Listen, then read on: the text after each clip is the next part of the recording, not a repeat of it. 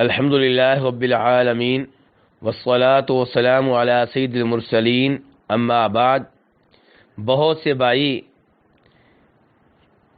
But queen کے بارے میں سوال کرتے ہیں، تو گزارش یہ ہے کہ بٹ کوئن ایک ایسی کرنسی ہے جس کا حقیقت کی دنیا سے کوئی تعلق، کوئی واسطہ نہیں ہے۔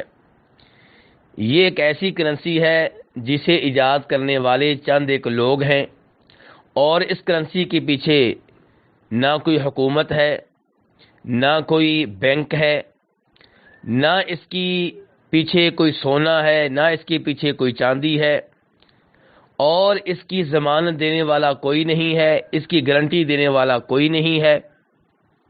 چند لوگوں نے ویب سائٹس کے ذریعے اس کا آغاز کیا، اور جب کبھی یہ ویب سائٹ بند ہو گئی یا جب کبھی کمپیوٹر کا دور نہ رہا تو اس کرنسی کی کوئی حقیقت نہیں ہوگی۔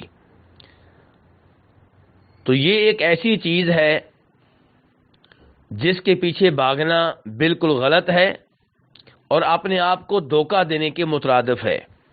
اس لیے بہت سے علماء کرام نے اس کرنسی کے ساتھ لین دین کرنے سے روکا ہے۔ ان علماء کرام میں سے ایک معتبر نام مسجد نبوی میں درس دینے والے ڈاکٹر شیخ سلیمان الرحیلی حفظہ اللہ کا ہے۔